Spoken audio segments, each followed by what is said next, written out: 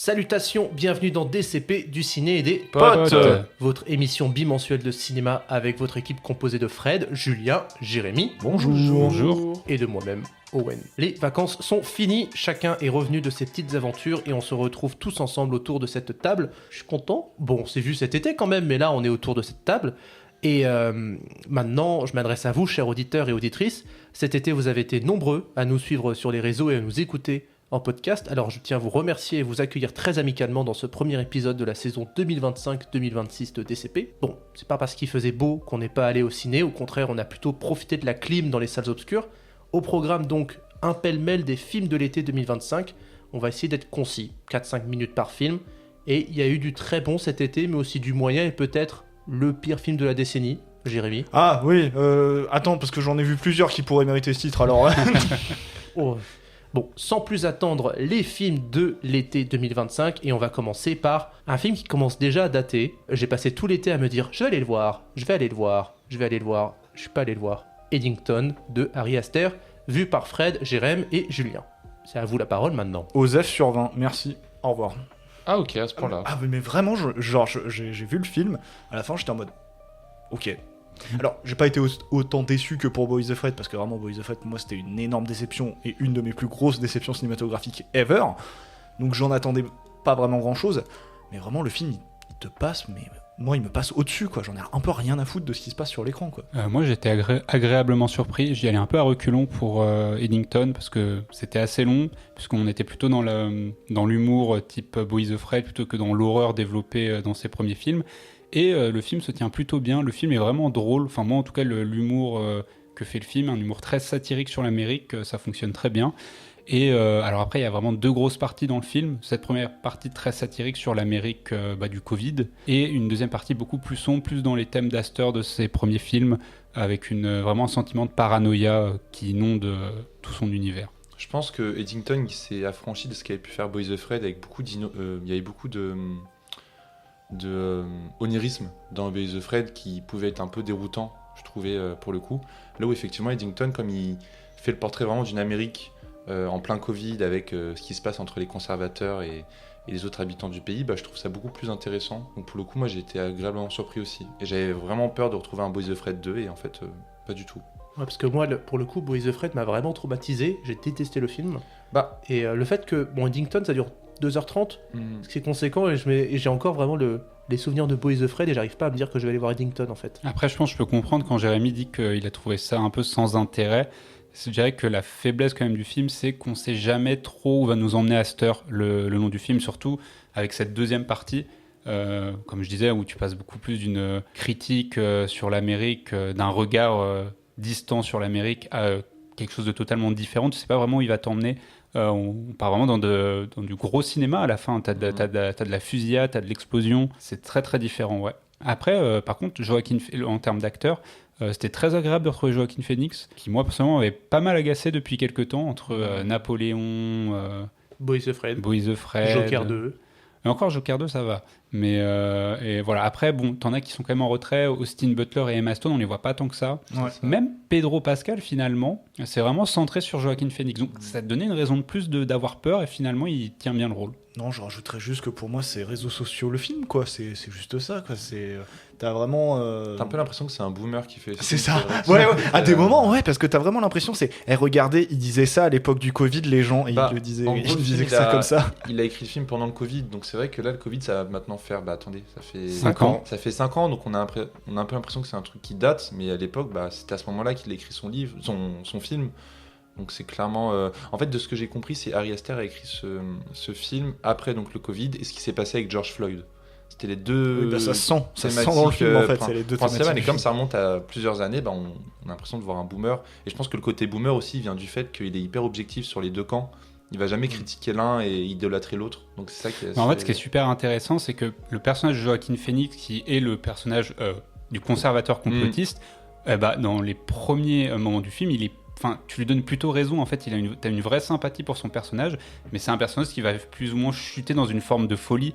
Et inversement, le personnage de Pedro Pascal, qui est censé plutôt être qui est le maire progressiste, mais en fait, tu vois plein d'arguments contre lui et sur ce qu'il fait. Genre, c'est aussi critiqué qu'il y a un côté dans la politique très démonstratif, c'est-à-dire que Par exemple, t'as un spot publicitaire de Pedro Pascal qui montre qu'il est présent pour la communauté, mais c'est fait très ridicule, genre ça fait vraiment le clip opportunisme de campagne, et c'est pour ça que c'est assez intéressant.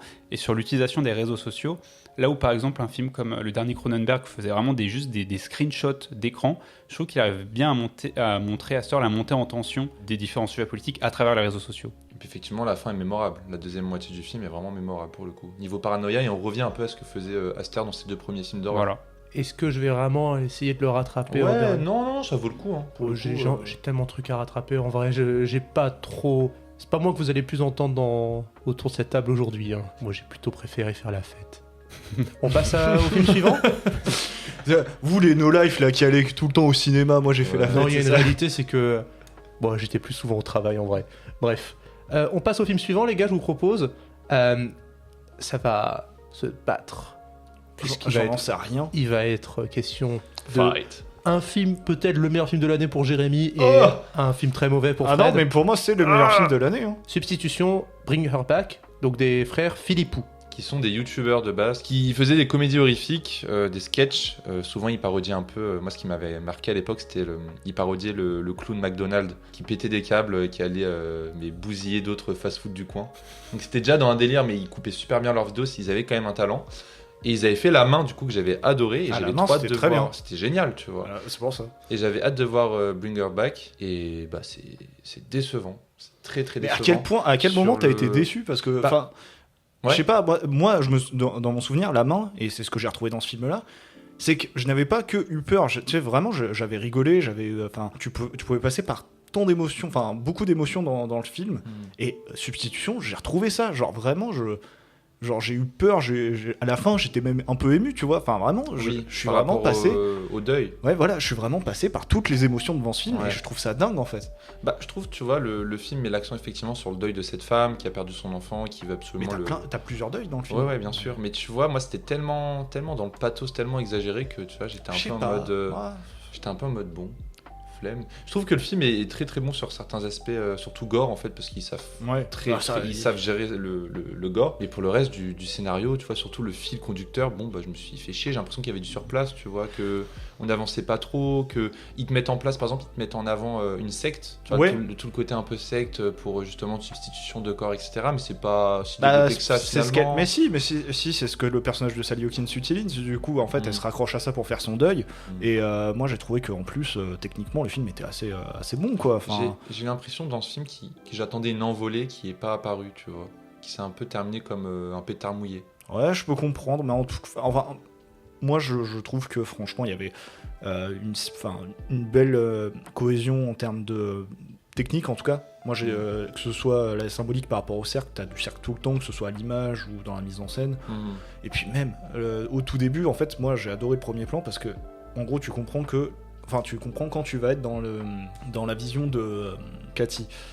Tu vois, donc avec ce flou en arrière-plan qui est très prononcé, parce que en fait elle est malvoyante et donc du coup tu te mets à sa place. Et il y a certains plans qui jouent avec ça de manière qui sont très forts à ce niveau-là, je trouve, et j'ai trouvé donc. Non, il y a des idées visuelles sympas, il y a des moments qui sont vraiment marquants. Mais justement, si je dois mesurer le film à une échelle un peu gore, je trouve que ça avance et puis d'un coup ça s'arrête. Tu vois, j'étais plus attentif à ça et moi je. Ah non, pour moi ça va crescendo. Hein. Moi, le coup de la bagnole à la fin. Ouais, mais même là, du coup, c'est très exagéré. En plus, ça met fin à des. Bon, j'ai pas envie de spoil, mais ça met fin à plein de trucs qui auraient pu se développer. Tu vois, je trouve que. Je sais À un pas. moment donné, il faut que le film il se termine, quoi. Mais le côté deuil est marquant et intriguant, tu vois. C'est ça qui prend le pas sur Ouais. l'horreur. Mais moi, du coup, le message me faisait ni chaud ni froid. Donc à la fin, j'étais un peu en mode. Ah, bon, bah. Ouais, tu vois comment les différentes personnes gèrent le deuil et puis. Ouais, voilà. bah, bon, écoute. Fred, tu parlais de pétard mouillé. Moi, c'est mon pétard mouillé de l'année, enfin de l'été. C'est les 4 fantastiques premiers pas de Matt Stackman. Factuellement, on l'a tous vu autour de la table. Non, pas moi. Ah, on est tous d'accord sur le film. Ah oui, on est tous d'accord. Oui, c'est pas bien. Moi, il y a une réalité, c'est que je peux moralement pas comprendre qu'on préfère ça à Superman Mais j'ai de des James gens Gunn. qui, oui, effectivement, préfèrent les 4 fantastiques. Bah, j'arrive pas à capter pourquoi. Je sais pas. Je trouve que tout le peps que tu peux retrouver dans Superman, et bah, tu le trouves dans l'inverse mollasson et nul des Ouais, Quatre tu Fantastiques. l'avais bien résumé, mais je crois que 80% du film, c'est dans des huis Dans un clos, appartement. Ah oui, avec c'est des un- dialogues basiques. C'est un film nuls. profondément chiant. Hein. Pedro Pascal qui est pas intéressant, les acteurs ne sont pas intéressants, Ouais. ils ne jouent pas bien. Euh, Ils n'ont rien à jouer en fait. Donc Ouais. Bah, en fait, le film prend une dimension un peu inéluctable avec Galactus, avec cette idée que le monde peut être détruit par un être supérieur, et au final tout tombe dans comme un soufflet avec un climax qui est pas du tout impressionnant. Finalement, la seule scène qui m'a marqué, enfin séquence, c'est celle dans l'espace et la course-poursuite avec le Silver Surfeuse. Mais sinon, le reste du film, je trouve qu'il tombe à plat, et c'est pas parce que voilà, il y a un peu plus de bleu et de blanc et que l'étalonnage est sympathique que tu vas sauver ton film en fait. ça, Le côté rétro sauve pas le film. Voilà, c'est ça, c'est Bah, parce que non. t'as un côté rétro au film que ça va le rendre bon, quoi. Et puis surtout, c'est une DA qui est intéressante mais qui est jamais mise en valeur par la mise en scène. C'est-à-dire que Matt Stackman, c'est un réalisateur de série de base. Et moi, j'ai l'impression de regarder les Feux de l'amour dans les années 60 avec des gens en costume bleu et blanc, quoi. Ce qui m'a choqué, moi, c'est vraiment. J'attendais énormément Galactus parce que c'est quand même un. C'est une des plus grosses menaces de l'univers de Marvel. C'est ça, et quand il apparaît à New York. Moi, c'est un peu, c'est un peu effet High School parce que je me dis, ouah, c'est une grosse menace et tout. Exact. Putain, il fait à peine la taille du plus gros building de New York. Mais T'es en oui, mode, non, mais putain, voilà, mais c'est tu quoi vois, ça? tu vois, moi, quand j'ai vu cette scène, j'ai direct pensé à Essence Fantôme, Bibendum. Vous voyez le truc Mais un peu, mais tu vois, oui. il avait ce caractère très ridicule en fait de En Bibendum. fait, le monstre dans Superman, là, il est même plus grand que Galactus, non? Bah ouais. Ah bah Le oui, gros monstre, gros lézard Ah, dans le, Superman. ouais. le gros kaiju là, ouais. Ouais. Mais Mais tu vois, limite, oui.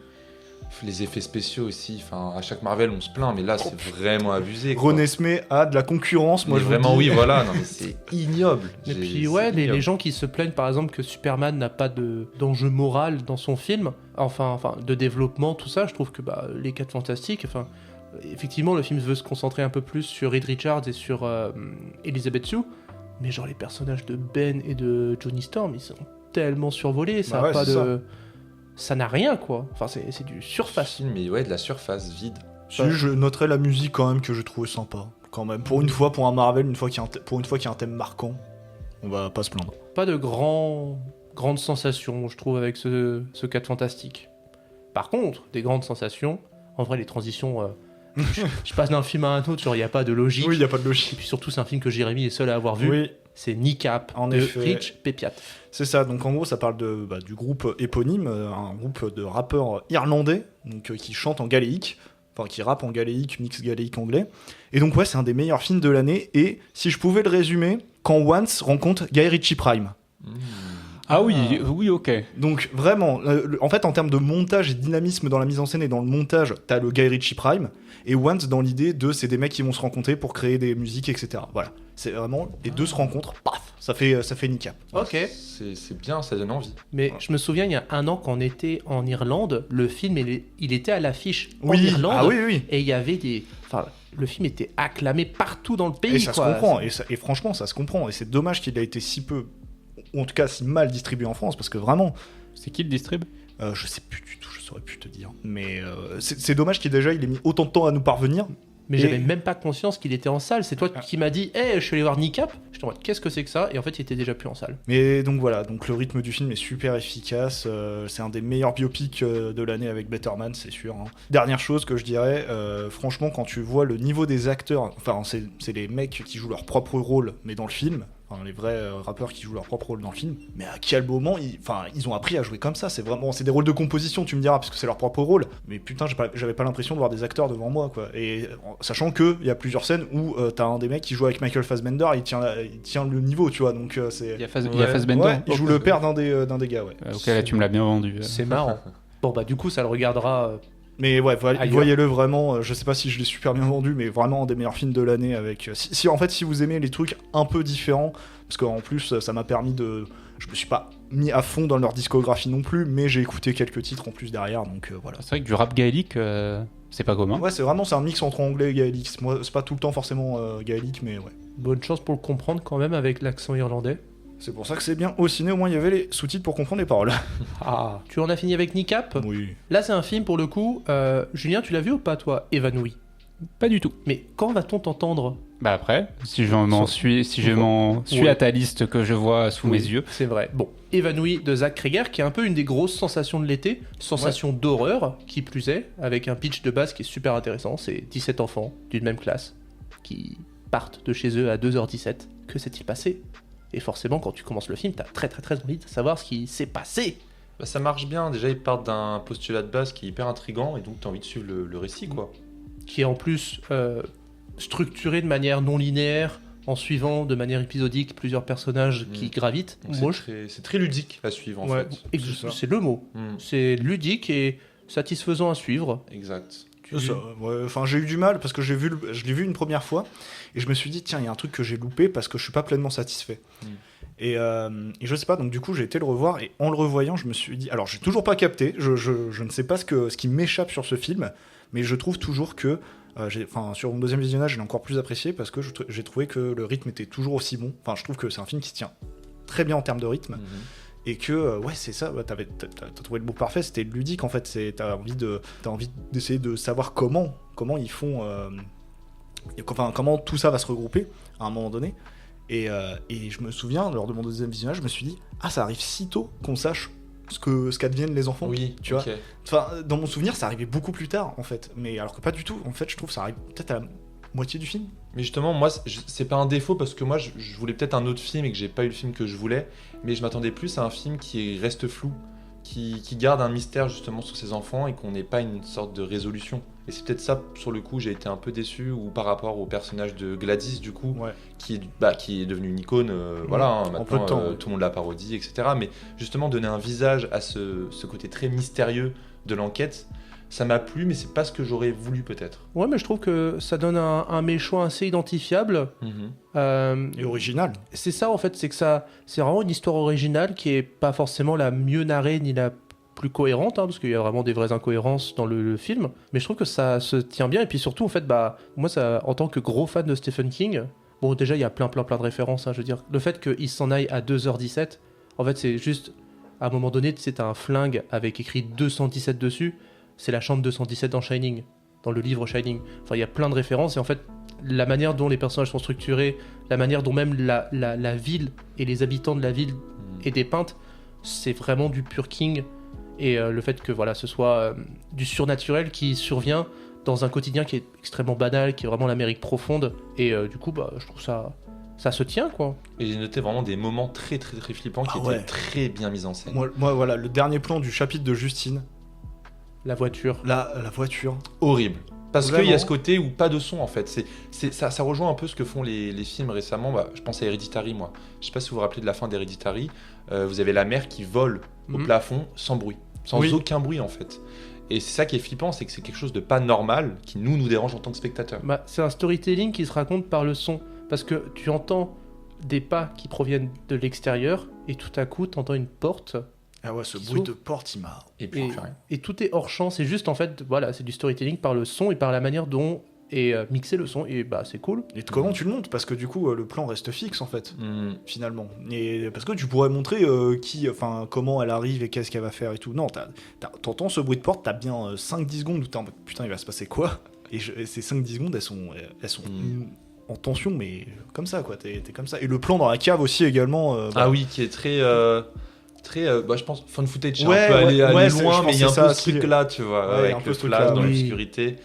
Non, mais satisfaisant. Moi, Satisfaisant, puis les chapitres sont un peu différents parce qu'au début, donc, on avait vraiment les principaux intéressés, mais après on bifurque sur des personnages très secondaires Oui. et on tombe dans un autre registre. Le gamin un peu craquette, drogué à la Timothée Chalamet, parce qu'il lui ressemble beaucoup. Ouais. C'est un acteur qui jouait dans The Walking Dead. J'ai juste vu Ah ouais. dans ça, ouais.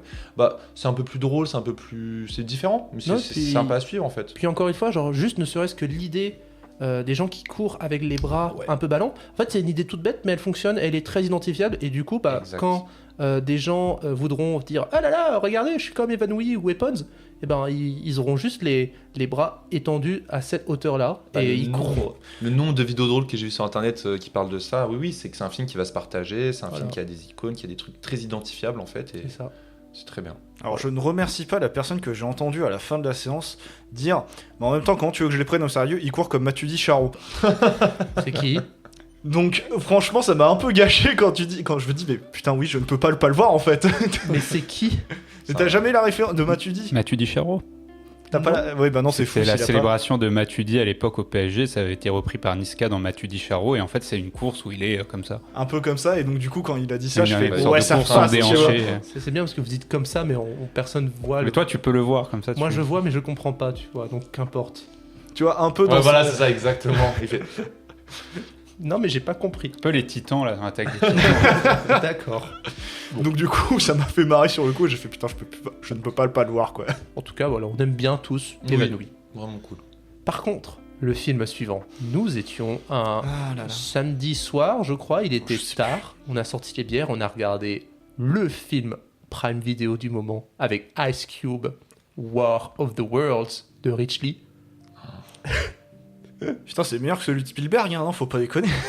En fait, c'est marrant parce que c'est vraiment un film qui ne tient pas debout une seule Aïe, seconde. aïe, aïe, aïe. C'est-à-dire que notre némésis de cinéma à Jérémy et moi, c'est quand même After, mais quelque part, After, on ressent des émotions parce qu'on croit en les personnages. War of the World, c'est un film qui te raconte une invasion alien en screen movie, en suivant principalement un agent de bureau qui fait Ouais. la surveillance internationale américaine, en te disant, les aliens ont coupé Internet.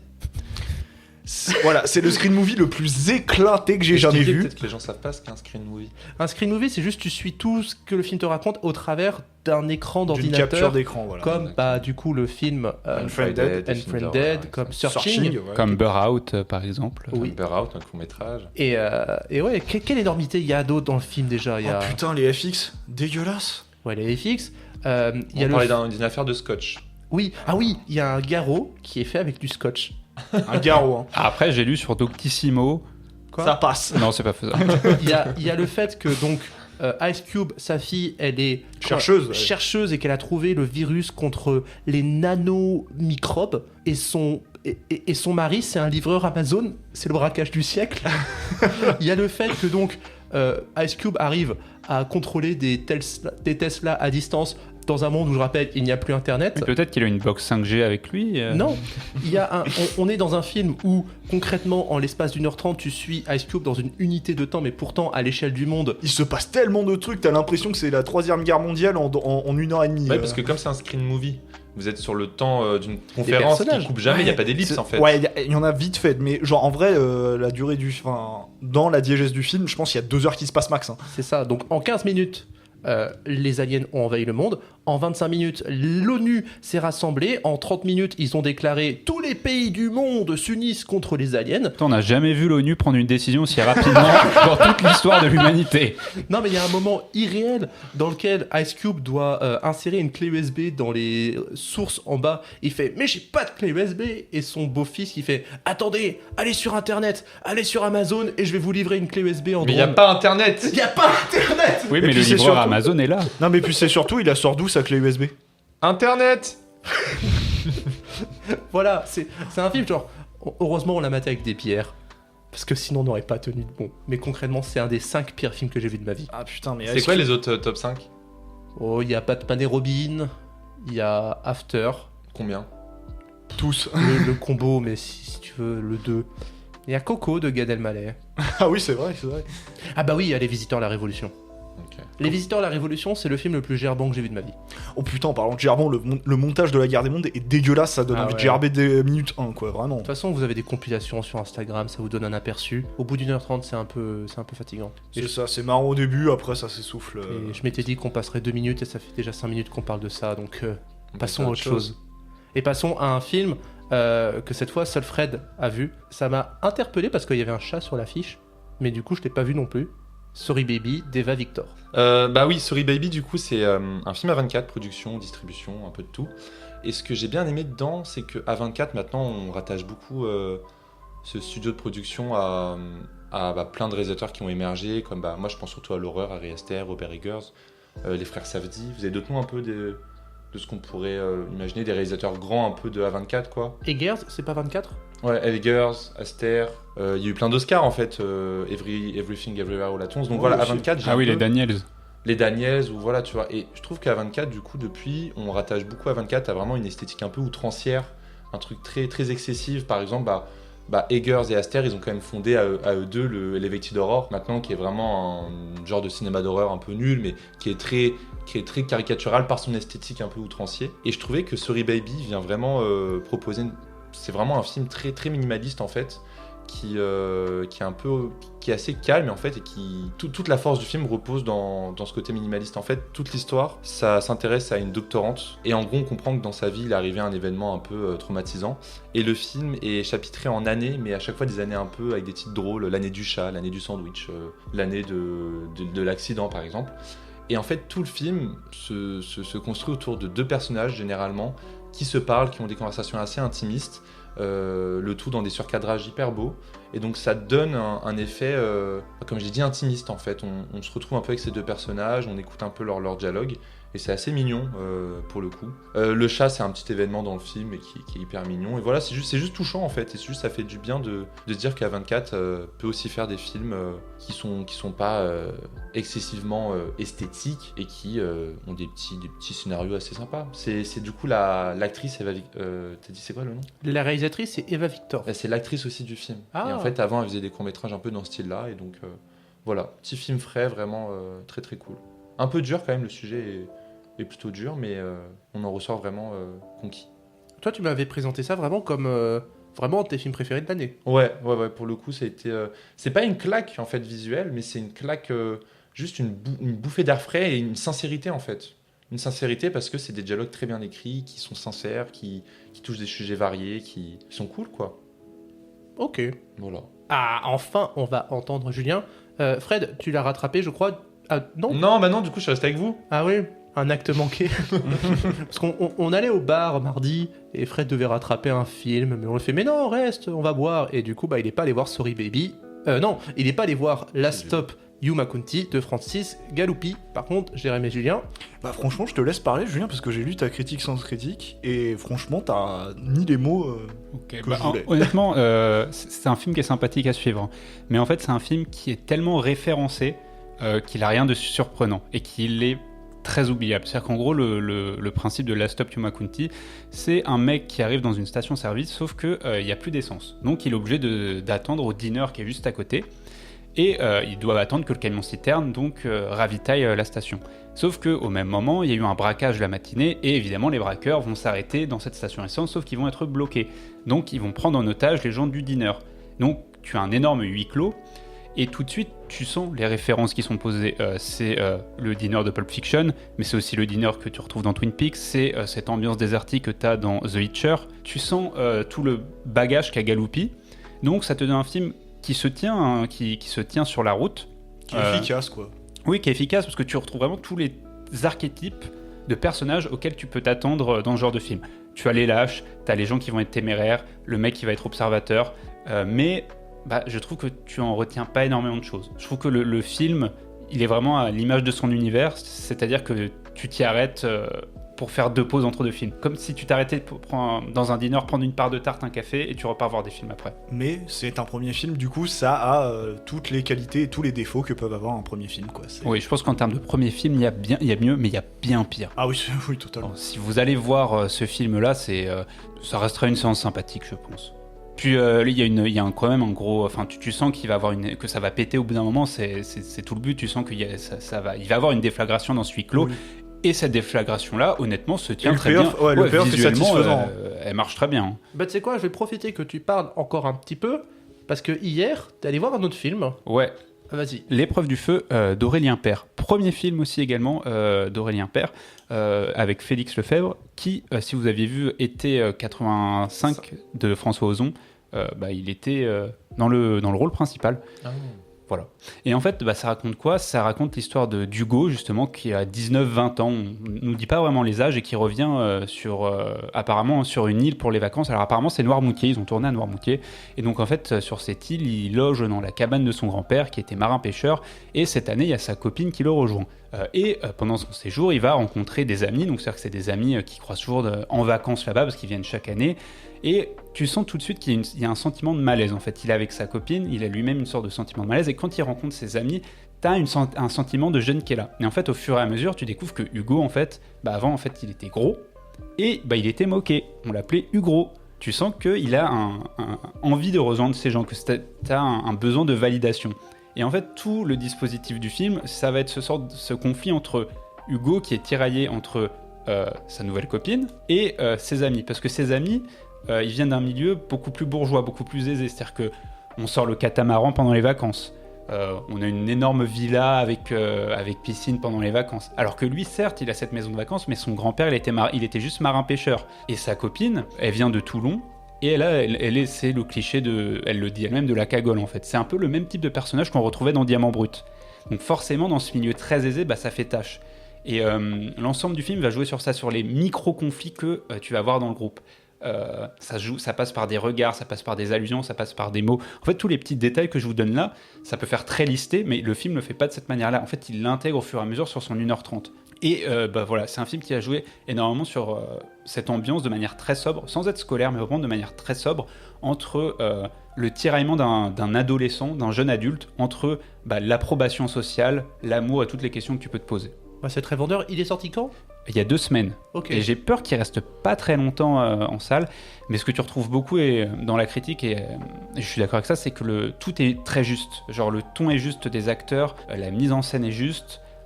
C'est vraiment à voir. Parce que vraiment, dans la bande-annonce, j'avais peur que ça en fasse trop, justement. Non, moi je trouve que ça en fait pas trop. Et en plus, on est vraiment dans du pur drame. On n'est pas dans la comédie dramatique. C'est vraiment du pur drame. Ok. Ah oui, donc non, ça devrait bien fonctionner alors. Ouais, en effet. Donc pas forcément de fulgurance, mais ça se tient. Non, franchement, je dirais même que ça pourrait rentrer dans mon top de film, parce que je suis très agréablement surpris. Ça porte bien son nom, parce que l'épreuve du feu, t'as vraiment cette idée d'un Icare qui se brûle les ailes. Parce que autant je vous explique que c'est quelqu'un qui n'est pas en confiance en lui, parce qu'il était harcelé et rejeté par ce groupe, mais vu qu'il a changé physiquement, il est devenu musclé, il est devenu beau, il sent qu'il peut intégrer ce groupe-là. Et c'est là où tous les conflits se créent dans le film.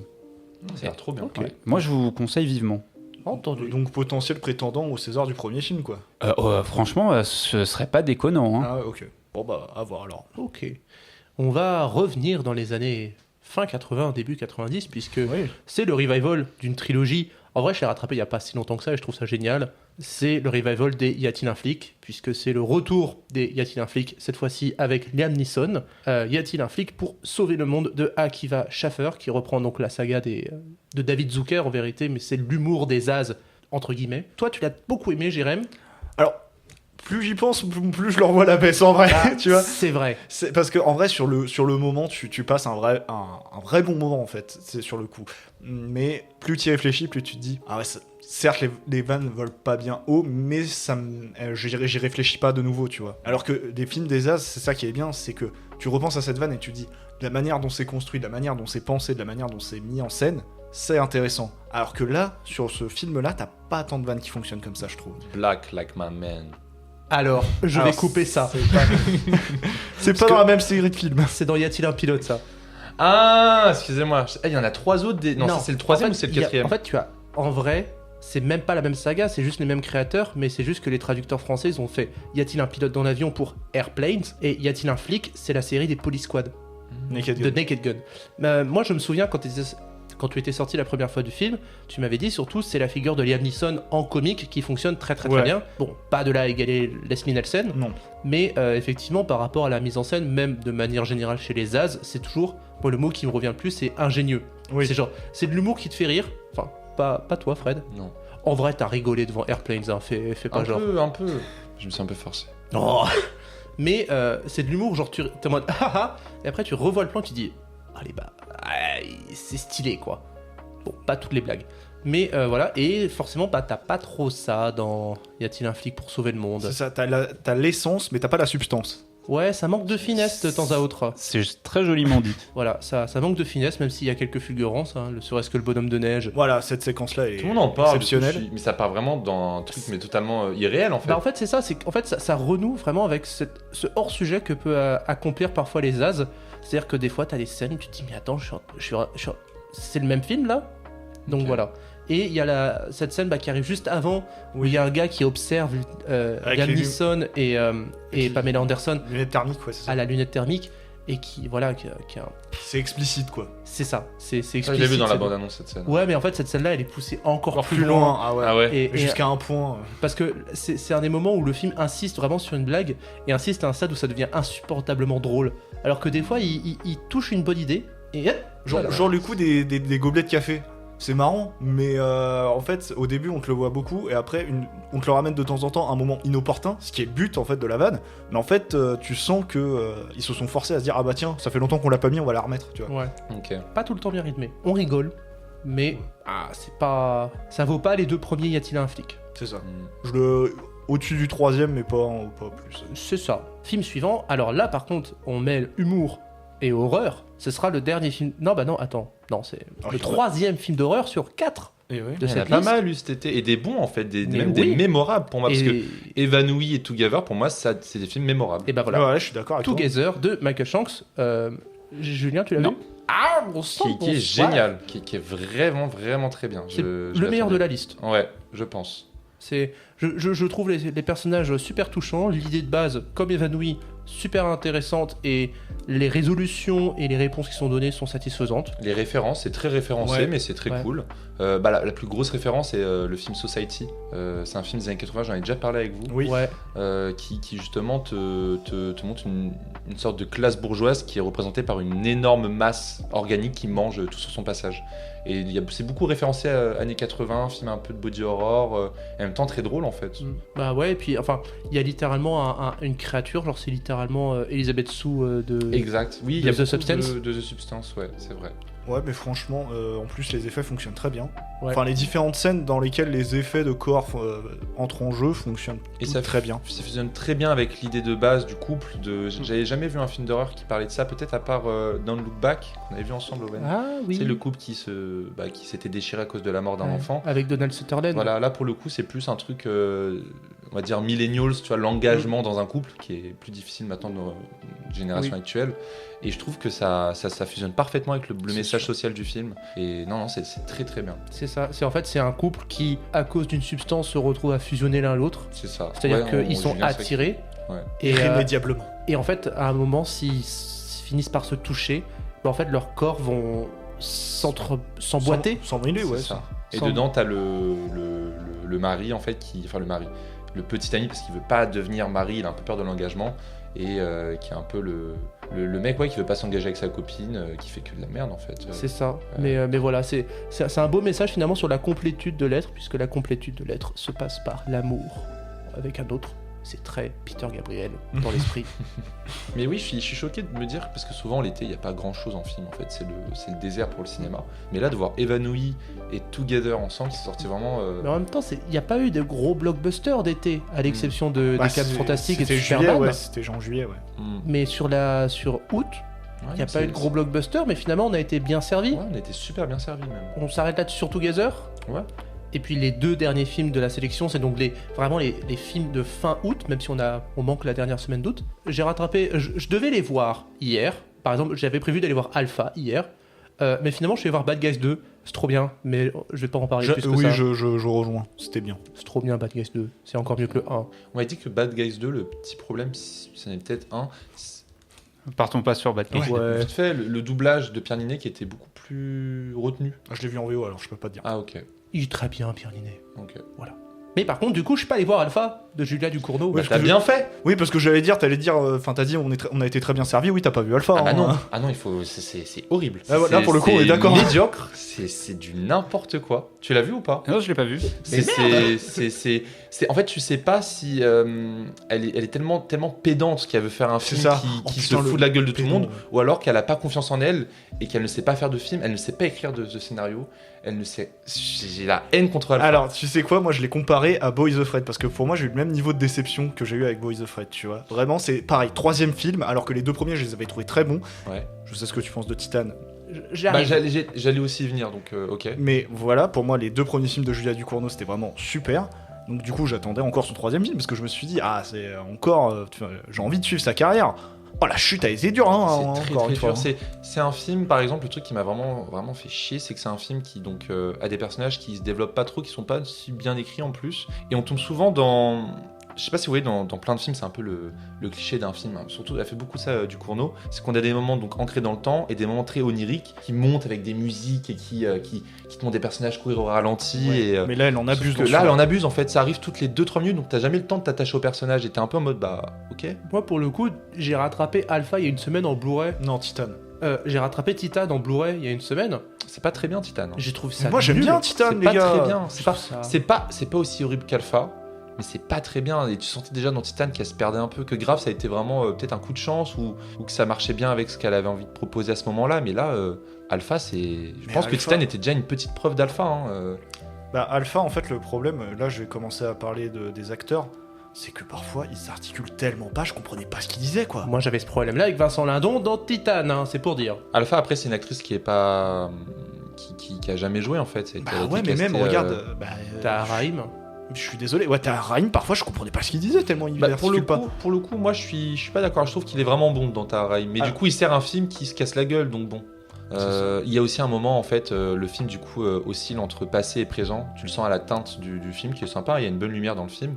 Sauf qu'à la fin, il y a une résolution pourquoi il y a passé et présent qui est Mais c'est complexifié n'importe ton film quoi. pour rien en fait. Elle complexifie le film au point où tu dis bon bah. Ok, j'ai l'impression que aussi la métaphore du sida, parce que c'est clairement ça, cette maladie dans le film, c'est la métaphore du sida. Bah, ça se passe dans les années 90 en plus. Voilà, en plus, tu vois, et elle a dû vivre ça dans les années 90, c'est tellement forcé, tellement appuyé qu'en fait, c'est trop pathos, voilà. Tout est trop et rien ne se développe en fait. On est aussi sur du surplace en fait dans le film quand même, tu vois. Ouais, le film n'arrive pas à développer ce qu'il veut en fait. C'est ça que je trouve dommage parce qu'il y avait de quoi faire. Hein, oui, mais clairement, en plus même le côté, tu vois, donc des corps qui se transforment peu à peu en marbre. En marbre, ouais. Il y a vraiment toute une image qui est hyper intéressante, un truc visuel vraiment cool. Genre ils sont dans une sorte de le désert rouge aussi. Il y a tout un truc super beau. Bah, le plan de l'affiche les premières images qu'on a vues d'Alpha, de la gamine avec le sable sur la gueule. Spoiler, c'est le dernier plan du film. C'est le dernier plan du film. Et c'était super intéressant, ça a intrigué en fait. Mais elle en fait rien. Elle en fait rien, et en plus comme c'est des gens très enfermés, c'est pas... C'est ça, t'as pas beaucoup de scènes qui te disent dans lesquelles tu sens la peur de tout le monde envers ce virus en fait. Exactement. C'est ça qui manque. Ouais. C'est vraiment une peur générale. Ouais. C'est un film apocalyptique en fait. Ça te le présente comme ça, mais c'est pas non plus... Certaines séquences tu le comprends, mais pas tout le temps, parce que c'est beaucoup en intérieur. Voilà. T'as quand même des. Bah, tu dis là, le final en fait, le final, t'es vraiment dans un monde apocalyptique. Ah oui, mais par contre, mention spéciale pour la dernière scène que j'ai trouvé vraiment magnifique visuellement. Hein. Tu sens qu'elle a eu des bons points dans son scénario, mais que pour relier le tout, elle savait pas quoi faire en fait. Donc voilà. C'est dommage. C'est très dommage, c'est pas bon. Surtout que c'est plutôt une réalisatrice d'idées en soi, d'idées visuelles. D'idées visuelles, mais qui ne sait pas écrire, je pense. Qui a du mal encore avec l'écriture et qui du coup ne sait pas relier des idées visuelles intéressantes dans un scénario qui marche. Est-ce qu'il serait pas un petit peu temps de dire que du cours d'eau finalement Bah, elle a tenté en vrai, c'est ce que je me suis dit à la fin. Avoir son quatrième film si elle en fait un quoi. Enfin... Je repense à comment mêler passé et présent, l'idée est intéressante. En fait, c'est toujours des bonnes idées qu'elle a, mais mal organisées, mal orchestrées et à voir. Je crois j'avais cru voir qu'à un moment elle voulait faire une série à 24. Ouais, j'avais cru voir ça aussi. Ah oui, elle devait pas faire un truc avec Bong Joon-ho. Je sais pas. Il était pas question de ça à un moment non, donné. elle a réalisé avec des épisodes. Elle a réalisé des épisodes de la série Servante produite par Shyamalan. Et j'ai vu la série et je crois qu'elle a réalisé les 2 premiers épisodes de la saison 2. Oh. Et du coup, c'est pas elle qui avait écrit les scénars dans mon souvenir. Dans mon souvenir, parce que vraiment, ça fait un moment que je l'ai vu. La série, c'était pas mauvais la réalisation qu'elle avait pour une réalisation de série en tout cas. Ok. Bah non, moi, je continuerai de regarder ces films parce que ça reste intriguant, il y a des idées, mais ouais, Alpha c'était vraiment un plantage. Je propose d'aller vers un réalisateur qui a un plus gros bagage, je crois, au niveau des films. Oui. Un réalisateur danois, suédois. Norvégien. Oh, Norvégien, mais je crois qu'il est danois, je crois. Non, il est né au Danemark, je crois, et il a habité au Norvège. Mais vérifie. Hein. Mais s'il est danois de naissance. Il est nordique. Justement, c'est ça le problème, c'est qu'on n'est pas capable de cibler un pays particulier. Bon, Joachim Trier avec Valeurs sentimentales, avec Stellan Skarsgård et cette actrice qui était géniale dans Julie en 12 chapitres. Alors, je sais jamais comment dire son nom de famille par contre. Et donc là, pour le coup, je me retire puisque je suis le seul à ne pas l'avoir vu. Et Julien, à toi la parole. Bah écoute, c'est ce que je disais, pour moi c'est le meilleur film que j'ai vu cette année. Après voilà, l'offre de cinéma cette année est quand même moindre que l'année dernière, donc quand je dis c'est le meilleur film, c'est pas non plus le coup de cœur ultime, mais je trouve que ce que propose Trier c'est vraiment bon, et je trouve que les écueils qu'il avait dans Julie en 12 chapitres, il les a pas dans Valeurs sentimentales. Parce que je trouve que le problème de Julie en 12 chapitres, c'est que vu que le principe c'était de plusieurs séquences pour montrer la vie d'une femme, je trouve qu'on se perdait un peu. On avait l'impression que Trier effleurait toujours son sujet, d'autant que c'était un film très existentialiste, mais vraiment sur la question de où on va. Et vu que le principe c'était que Julie était indécise, le film lui-même était indécis. Et là on retrouve toujours les questionnements existentialistes de Trier, mais c'est ciblé vraiment sur la question du comment. C'est pas qu'est-ce qu'on va faire de notre vie, c'est comment on répare une tragédie familiale, comment on répare les relations brisées. Et forcément, je trouve que le film a une vraie direction et tu sais où tu vas. Et ça, c'est vraiment un bon point. Et toutes ces choses convergent un peu donc, sur le projet de film en fait, du père dans le film. Et j'ai l'impression que tout part de là et tout est contenu dans ce projet en fait. Tu parlais juste avant du fait que Ducournau ne reliait pas des idées, mais par exemple, le film de Trier, tout se relie très bien en fait. C'est ça. C'est le projet d'un père qui veut faire un film sur sa famille. Et il veut sa fille dans le rôle principal parce qu'elle est comédienne. Mais elle ne veut pas parce que son père a toujours été absent, ils ont une mauvaise relation. Et tout se relie en fait sur ce projet-là qui est vraiment un projet cathartique de, à travers la fiction, en fait, on va recréer notre famille finalement. Exactement. Même si finalement le film est très parodique, on peut un peu s'en moquer, tu vois, mais on s'en fout de ce qui se passe dans le film, dans le film que veut faire le père plutôt, excusez-moi. Mais du coup, les questions autour du film sont intéressantes et les liens entre les personnages aussi. Moi, je le trouve très juste comme film. Vraiment, que ce soit en termes d'écriture des personnages ou de thématiques, je le trouve très juste à chaque fois. Donc c'est pour ça que moi, il m'a vraiment beaucoup plu ce film. Tu parlais de l'épreuve du feu qui avait beaucoup de jeux de regard, en soi oui, la valeur sentimentale c'est ça fois 1000, hein. Il y a énormément de jeux de regard et des fois il peut passer une minute sur la tête d'un personnage qui ne parle pas et qui regarde. Et moi j'aime bien t'as des moments qui sont saisissants, je pense à la scène où elle et son père sont en train de fumer une cigarette dehors, juste après l'anniversaire de son neveu. Et c'est vraiment le plan se fiche sur leurs regards qui sont complices. Moi, je trouve ça super beau. Et aussi, la séquence qui donne l'affiche du film quand les deux sœurs se serrent dans leurs bras, je trouve ça très très beau aussi à regarder. Est-ce qu'on en parle ? Moi, j'étais mort de rire, faut qu'on en parle. Hein. Irréversible. Ouais. Mais c'est quoi ce grand-père là ? T'as un grand-père, du coup, il va voir son gamin. Le gamin a 7 ans. Hein. Et le grand-père est donc le cinéaste de la famille. Il lui offre Irréversible et il y en a d'autres, mais et la pianiste, le film d'Anneke. Si, oui, c'est ça, t'as raison. La pianiste, non, la leçon de piano, non, ça c'est Jeanne Campion. La pianiste de Anneke. Voilà, et il lui passait, elle lui explique, et il regarde le gamin, il dit ouais Irréversible, regarde Irréversible. Attends, c'est Skarsgård qui donne ça? Oui, c'est ça. Oui. Il regarde le gamin, il dit ouais Irréversible, tu vas jamais voir Monica Bellucci aussi belle de sa vie. Et t'es en mode ah ouais d'accord. D'accord, il est comme ça le grand-père. Là. Il a maté Mission Cléopâtre, Skarsgård. Elle est incroyable, Bellucci dedans. Ah oui, non, ouais. Ah oui, par contre, Irréversible. Oui, ah oui, non. voilà. C'est une fameuse scène dans C'est pas le meilleur film à montrer à son petit enfant, enfin tu vois, son petit-fils quoi. Donc, effectivement. Après, moi, je l'ai pas vu. Et surtout, t'as un truc, moi je trouve qui ressort aussi de valeur sentimentale, c'est la maison. Finalement, la oui, maison, c'est quasiment le deuxième personnage principal du film. Mmh. Parce qu'en fait, tous les événements de cette famille s'est passé dans la même maison. Et donc, t'as ce côté, un peu comme Life of Chuck, où en fait, tu vois un peu la vie de la maison à travers les années. Here. Oui, même, il y avait un peu ça, je trouve, dans Life of Chuck, avec lui qui se rappelait son enfance. Effectivement. Ouais. Ah oui, moi je pensais que tu parlais de Here. Mais oui, mais c'est le même principe. En vrai, et ça a un côté très conte et très onirique qui se mêle très bien au reste du film, qui est pour le coup très réaliste. Il y a ça aussi avec Monster House. Non, mais en tout cas, le décor est super bien exploité quand même. Et puis c'est cool, moi j'aime toujours les métafilms, donc tu vois, un film qui parle de faire un film, c'est toujours intriguant, c'est toujours sympa. Tu sais pas aussi sombre que Oslo 31 août ou Julie en 12 chapitres. Enfin, c'était un peu amer, Julie en 12 chapitres. C'était un peu la fin de Julie en 12 chapitres, et entre l'amer et le positif, là, je trouve que ça finit quand même. C'est plus cool comme mood. Comme fin, ouais. Mais tu parlais de comment, mais du coup dans le film ce qui est très, très dur, très dépressif, très amer, c'est le film qu'ils sont en train de faire eux. Mais c'est ça qui est marrant, c'est que ce film qui est très sombre, en fait il permet le bonheur dans le cercle familial. Ouais. Dans le cercle familial. C'est le principe de la catharsis. Et oui. Les gars, vous me donnez envie. Hein. Pourquoi je vais voir les Bad Guys 2 ? Non, en même temps, c'était trop bien les Bad Guys 2. Fais juste pas avoir Alpha. En plus, t'as pas aimé Titan, donc t'étais déjà dans ce truc-là. Alpha, tu vas détester. Ouais. Bon, les gars, c'est chouette, on a fait le tour de tous nos films. Il nous reste alors un jeu et un joker un peu particulier. Mais d'abord, je laisse le jeu à Jérémy. Et oui, pour cette émission de rentrée, je vous avoue que j'avais pas trop d'idées, et comme la saison dernière, je n'ai pas fait de chronique à chaque épisode, l'occasion pour moi de vous dire, chers auditeurs, qu'il n'y aura pas de chronique de chiffres à chaque épisode cette saison, il n'y en aura que quand j'aurai une idée de chronique que je trouve intéressante. Mais donc bref, j'avais pas d'idée pour cet épisode de reprise, jusqu'à ce que Owen me donne une idée de jeu que j'ai trouvé sympa, donc on va faire ça, c'est en rapport avec les chiffres bien évidemment, puisqu'on est toujours dans les chiffres de Jérémy. C'est un juste prix version box-office. Oh. Donc grâce à ma grande capacité d'écriture et mon talent pour avoir des noms de jeux originaux, j'ai appelé ça le juste box-office. Voilà. Ok, trop bien. Le principe... Ça aurait pu s'appeler le juste fixe. Box-office. Non, c'était... Continue, Jérémy, s'il te plaît.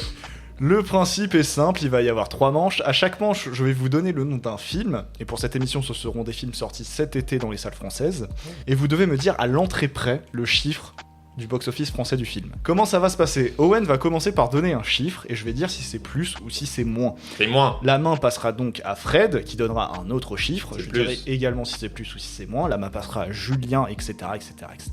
On tourne comme ça jusqu'à temps que quelqu'un trouve le box-office juste, le juste Mais vraiment box-office. exact. Exact à l'entrée près. Donc Mais du on coup, va va falloir... faire un film. Non, t'inquiète, je pense que ça va aller assez vite parce que va falloir réfléchir en fait en termes de Ok. millions, centaines de milliers. Oui, voilà. Tu vas être comme ça. C'est la technique que je vous donne pour essayer d'avancer assez rapidement. Donc est-ce que c'est clair pour tout le monde? Oui. Bof. Bof. Non, je rigole. C'est toi qui as eu l'idée en plus. C'est con. Hein. Donc le gagnant sera celui qui remportera 2 manches, et si jamais au bout des 3 manches vous êtes à 1 partout, j'ai prévu une 4ème bonus pour savoir qui gagne. Et on gagne la voiture? Ouais, c'est ça, tu gagnes la voiture à la fin, Putain, tu yes. gagnes, tu gagnes toute la vitrine. Yes. Petite précision, si jamais le film est encore en salle et que donc son exploitation n'est pas encore terminée, j'ai pris les chiffres à la mise à jour du mercredi 27 août. Pour cette première manche, je vais vous demander le box-office français à l'entrée près d'un film qui aura performé tout au long de l'été sans qu'on en ait parlé. Le film live-action de Dragon. Owen, à toi la main. 2 millions. C'est plus. 4 millions. C'est moins. 2 800 000. C'est moins. 2 500 000. C'est plus. 2 750 000. C'est moins. 2 600 000. C'est moins. 2 550 000. C'est plus. 2 260 000. C'est plus. 2 600 000. C'est moins. On était à 200. Ah 2 merde. 575 000. C'est moins. Non, on était à 200. 2 200 non? 2 millions. C'est toi qui t'es perdu, Fred. Je peux te le dire, c'est toi qui t'es perdu là. 2 millions 400. C'est plus. 2 455 000. C'est plus. 2 millions. Ah merde, mais on s'est perdu. Bah, c'est de la faute de Fred là. On Hein. commençait à trouver le bon filon. 2 770 000. Parenthèse, parce que là, 2 500 000. C'était dans ces eaux-là. Je tiens à vous le dire. Voilà, ok. Mais toi, t'es parti C'est- sur le 2 200 000. Oui, C'est je toi sais. qui as tout niqué, Fred là. Hein. Je tiens à le dire. Love. Donc du coup, reprenons aux alentours de 2 500 000. C'est là où t'étais, Putain, la Owen. gueule, C'était vous toi êtes- qui étais le mieux. 2 500 000. 2. Plus. C'est plus. 2 550 000. C'est plus. 55 000. Avec le 2 millions, et si je le redis, je 2 m'embrouille. 555 000, c'est moins. Ah 2 52 000. Attends, tu peux te dire un truc français, s'il te plaît? 2 52 000. À 2 52 000, bah c'est plus du coup. Attends. 500. C'est 500. Allez, 2 2 millions millions, c'est ton idée de jeu, 552 tu 000. t'assumes. Hein. Ah, 2 merde. 570. C'est moi. Oh putain. Mais quel échec. Oh putain, l'échec quoi. 2 565 000. 2 millions. Alors, 2 550. Voilà. Ok, d'accord. Ok, c'est bon. 2 55. 2 558 000. Moins, c'est moins. 2 554 000. C'est moins. 53 000. C'est moins. 52 000. C'est moins. 51 000. C'est plus. 51 500. C'est moins. 51 250. C'est moins. 51 105. C'est moins. 51 095. C'est moins. 51 050. C'est plus. 51 076. C'est plus. 51 080. C'est moins. 51 077. C'est exact. 2 551 077 entrées. Donc le premier point va pour Owen, même si ça a été laborieux. Est-ce qu'on va vraiment essayer les suivants? Est-ce que bah on Ah, il peut- faut. il faut maintenant, hein, on a lancé le truc, il faut. Hein. Mais attends, par contre, je pense que le truc dur, il faut qu'on dise tout le truc. Non, parce que Non, là, ça va non, être non. compliqué. Non, et je tiens à dire, c'est le seul film qui était au-dessus de 1 million d'entrées, comme ça vous arrange. Ouais, parce que là, le 2 millions, il nous a tellement fatigués. Alors on poursuit pour la deuxième manche avec un film dont vous avez forcément entendu parler cet été, la sortie du 16 juillet, et non je ne parle pas d'Eddington ou de Legacy Sequel de Souviens-toi l'été dernier, mais bien de Certains l'aiment chauve. Oh là Donc là. combien d'entrées pour ce film? 300 000. Alors Julien tu commences du coup. 300 000. une C'est honte. moins. Bah, bien sûr, c'est une honte si c'est 300 000. 100 000. C'est plus, 150 000. c'est plus, 170 000. c'est plus, 200 000. c'est plus, 250 000. c'est moins, 230 000. c'est moins, 220 000. c'est moins, 210 000. c'est moins, 205 000. c'est plus, 205 750. c'est plus, 207 000. c'est plus, 215 000. c'est moins, 208 000. c'est plus, 210 000. c'est moins, 209 000. c'est plus, 209 500. c'est moins, 209 250. C'est moins. 209 245. C'est moins. 209 100. C'est plus. 209 200. C'est moins. 209 120. C'est plus. 209 150. C'est moins. 209 125. C'est plus. Je vais se tromper. 34. Enfin, avec le. 209 134, c'est plus. 209 140. C'est plus. 209 142. C'est moins. 141. Bah oui, du coup. J'étais sûr que ça devait arriver. Donc du coup, le point de la deuxième manche va pour Julien. Si jamais c'est Owen ou Julien qui remporte la troisième manche, ce sera lui qui aura tout gagné. Mais ça se fait pas parce que du coup, je t'ai donné le truc quoi. Bah, il a eu la Ouais, première stratégique. partie de la réponse grâce à Owen, la deuxième partie grâce à toi. On cède en fait, les gars. En fait, c'est un point à tout le monde. Non. Non. La dernière. Alors. On a coopéré, les gars. La possible dernière manche sera sur un film qui a fait un peu l'unanimité début août, un film dont on vient de parler lors de notre rattrapage de l'été, Évanoui. Donc combien Oh. d'entrées pour Évanoui? Vas-y, Fred, C'est commence. Fred qui commence. 700 000. C'est moins. 500 000. C'est plus. 600 000. C'est plus. 650 000. C'est plus. 670 000. C'est moins. 660 000. C'est plus. 665 000. C'est moins. 664 000. C'est plus. 664 500. C'est plus. 664 550. C'est plus. 60. Attends, là faut que tu me donnes un chiffre. 664 500. 60. C'est plus. 654 664 000, tu dis. 664 600. C'est plus. 664 685. C'est plus. 666. 90. Non mais dis-moi un chiffre complet s'il te plaît parce que... Non, non, non, non, non, non, non, non, non, non, non, tricheur là. Et oh. 664 600. 90. C'est plus. 664 700. C'est plus. 664 700 plus. Ah, ok. 664 800. C'est exactement ça. C'est un chiffre tout rond, ce qui est très rare pour un box-office, et tu as trouvé ça. Donc du coup, vous avez un point partout. Manche bonus, du coup, pour savoir celui qui gagne celle-là a tout gagné. Ok. Donc pour vous départager, on va parler d'un film de cet été. Si vous l'avez pas vu, c'est que vous avez raté la sortie de l'été, très clairement. Je vais vous demander le nombre d'entrées du film Marius et les gardiens de la cité phocéenne, le film avec Soprano. Oh. Ça va être Owen qui va commencer. Ok. 20 000. C'est plus. 60 000. C'est plus. 100 000. C'est plus. Ah ouais. Oh. 150 000. C'est plus. Oh merde. 200 000. C'est moins. 180 000. C'est plus. 190 000. C'est moins. 185 000. C'est moins. 184 000. C'est moins. 183 000. C'est moins. 182 000. C'est plus. 182 500. C'est plus. 182 700. C'est moins. 182 600. C'est moins. 182 558. C'est moins. 182 500. 200. C'est plus. 182 532. C'est plus. Putain, je suis perdu. 182 500. 30. C'est plus. 182 580. C'est moins. 182 545. C'est moins. 182 539. C'est moins. 182 535. C'est moins. 182 529. C'est plus. Oh. 182 Ouais. 500. T'as dit moins avant. Eh, J'ai dit plus. J'ai dit plus. 541. C'est moins. 582 000. Oh merde, tu m'as perdu. 582 532. C'est plus. 182 533. C'est plus. 34. Oui. Putain, j'avais 85. C'est Julien qui remporte donc ce premier juste box-office un peu qui a essuyé les plâtres, hein, très Chaotique, clairement. chaotique. Ouais, je crois que ça nous a pris 10 minutes pour Ça, que je les Mais faire. attends, je peux jouer à grave ce jeu là, j'ai un peu la technique, c'est pas mal. Mais en fait, voilà, c'est un peu essuyé les plâtres, mais si on le refait, je pense que vous serez mieux armés. En fait, c'est juste que quand t'es dans les. Quand t'es 500 000, 550 000, ça, mais dès que tu commences à être précis, Ouais. ça commence tu à être chaud. t'embrouilles, C'est ouais. là où tu te rends compte que c'est vraiment compliqué le juste prix. Hein. Ouais. On se moque d'eux, mais. C'est le 9 et le 8. 98. Ok, et ben c'est l'heure du joker. Et pour la première fois, on a proposé sur Instagram à celles et ceux qui voulaient proposer un joker. J'ai un ami qui a beaucoup trop insisté pour qu'on parle des pieds, alors que moi je voulais qu'on parle des cheveux, mais Pas une prochaine fois.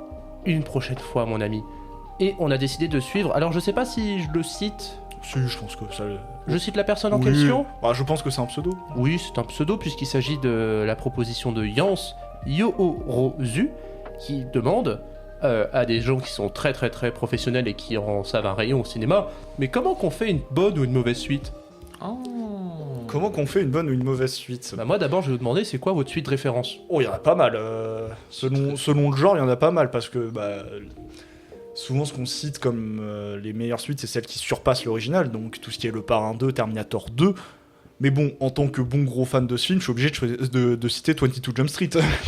Après, moi, je pensais à des troisièmes volets qui sont des suites aussi. Je pense, t'as Die Hard 3. J'ai quand même une petite préférence pour le 1, mais Die Hard 3 vaut le 1. Et Indiana Jones 3 qui est le meilleur de la trilogie, par exemple. Bah alors moi mon film préféré de toute façon c'est une suite, c'est The Dark Knight. Ah bah oui, Mais en fait ça tranche tellement avec Batman Begins qu'on oublie que c'est une suite. C'est ça, il n'y a aucun rapport. Mais moi, j'ai appris ça récemment que c'était le deuxième de la trilogie en fait. Ah, Moi, je pensais que c'était le premier film, The Dark Knight. ah. Tu vois, donc je pense qu'il n'y a pas un rapport avec le premier. Et... Mais même esthétiquement ça se ressemble vraiment pas. Non, moi ma suite référence c'est Terminator 2.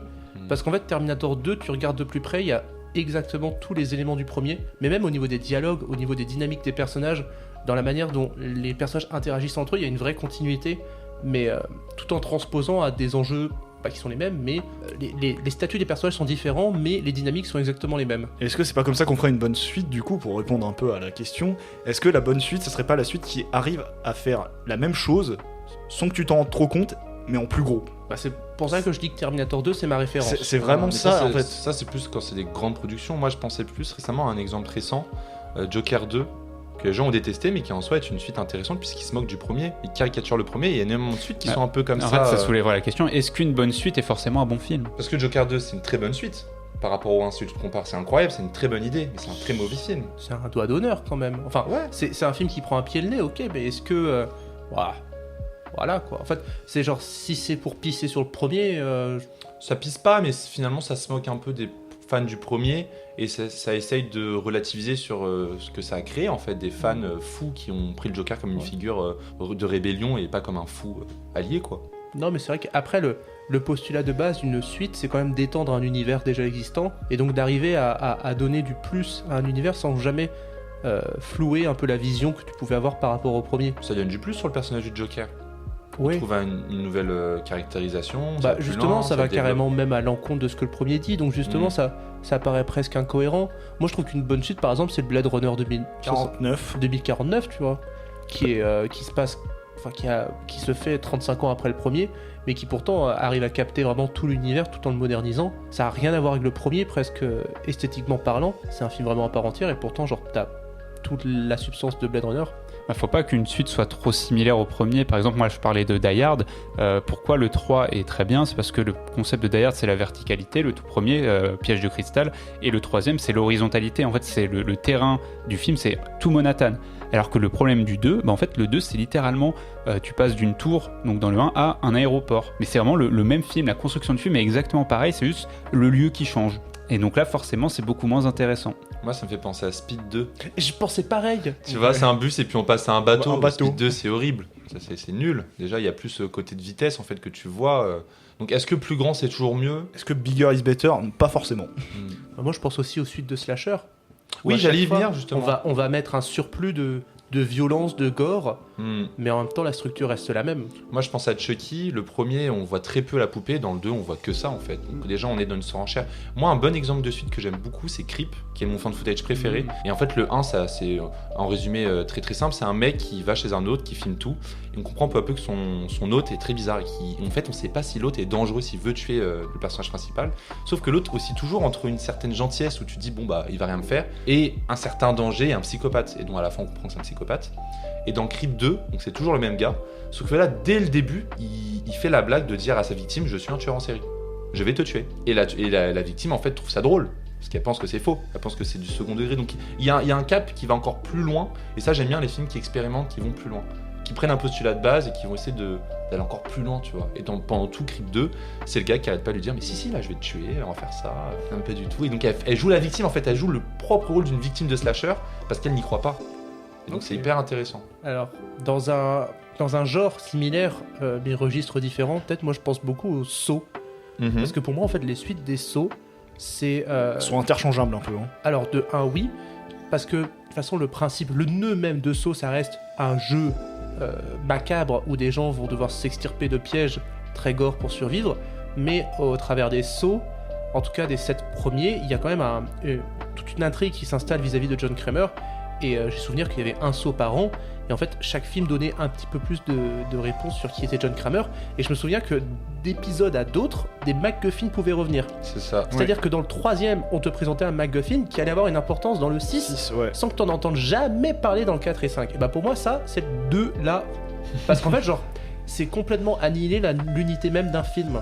Et je trouve que c'est la pire manière que tu peux structurer une saga. Je trouve que les Saw, c'est des films qui sont un peu ludiques, donc un peu fun à suivre, mais quand tu regardes, quand tu observes vraiment cet élément-là de MacGuffin et de façon de structurer un récit, c'est vraiment une catastrophe. Ouais, j'aime beaucoup les 3 premiers parce qu'à chaque fois, ça trouvait une nouvelle manière de te faire montrer des twists de Alors fou. les 3 premiers, ok. Ok, ouais, Pour mais les c'est à quatre, partir du 4. Ah oui, non, non, bien sûr. À partir du 4, c'est n'importe quoi. Ouais. Mais par exemple, voilà, tous les twists du 2 et du 3 étaient hyper intéressants. Ou même les lieux, comment on changeait. Parce que le 1 en soi, c'est un huis clos vraiment dans une pièce.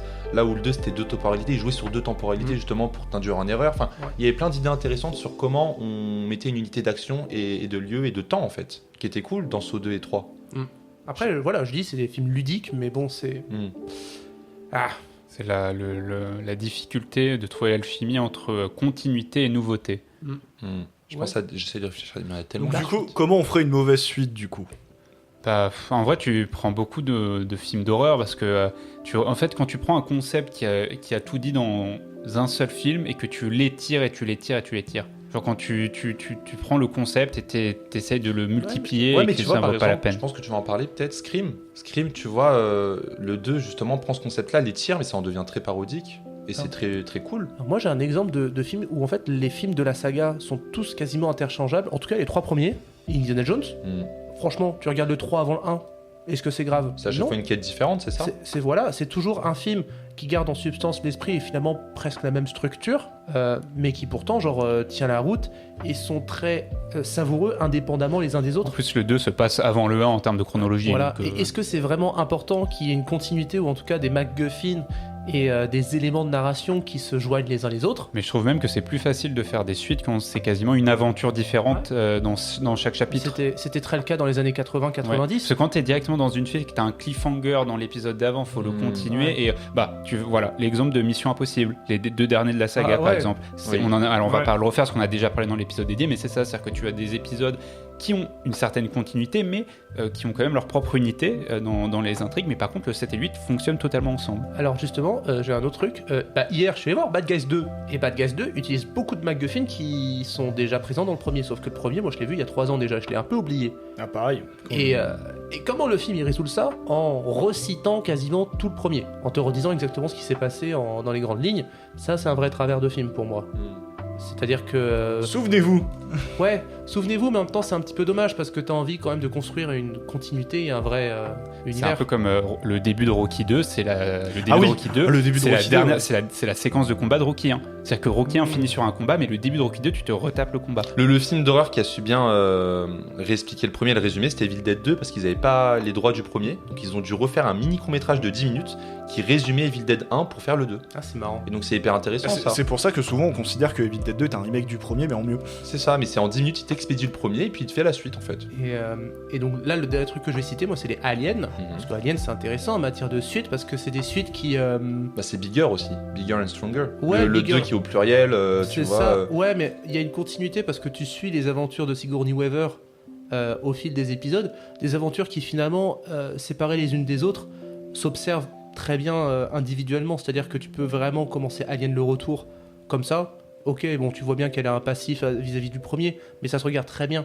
Et pourtant, chaque film a une unité assez particulière et savoureux à sa façon. Enfin, moi, Bah ouais, de ouf. je les aime presque Ils sont tous. tellement différents et c'est tellement cool. Et puis bah Ridley Scott a pété un câble Ouais. et puis il a fait la suite. Et à partir du moment où en fait, il a voulu construire une continuité sur un Ouais, concept qui finalement n'en avait pas besoin. ça s'est cassé la gueule. Voilà. C'est ça en fait, les films aliens, rajouter du lore sans vraiment l'expliquer. En fait, c'est le fait de l'expliquer qui fonctionne Ça, pas je dans la trouve saga que, Alien. bah, le tout dernier qui est sorti, Romulus. ouais voilà, Romulus c'est cool parce que il arrive un peu à se rattacher, à expliquer quelques trucs, mais en soi ça reste quand même un film qui se tient tout seul et qui est sympa. Finalement, c'est simplement une vision différente d'un concept.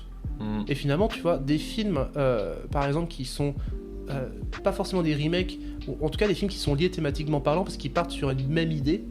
Alors là, j'ai pas de film qui me vient en tête comme ça. Bah, les Halloween de base, c'était censé être à chaque fois des histoires différentes. On ne devait vrai. pas revoir Michael Myers. C'est pour ça qu'il s'est barré Carpenter, parce qu'après il a fait le 3 qui est une histoire totalement différente, mais la production, les prods voulaient refaire du Michael C'est Myers ça. en boucle. Ça le dérangeait pas de faire le 2, mais à partir du 3, effectivement, ils voulaient refaire d'autres histoires et ça n'a pas marché. Et donc, Mais tu vois, quelque part, on parle de trilogie officieuse, par exemple, avec la trilogie du dollar, oui. qui en soi, entre guillemets, tu suis le même personnage à travers des aventures. On reparle de Joachim Trier aussi, valeur sentimentale.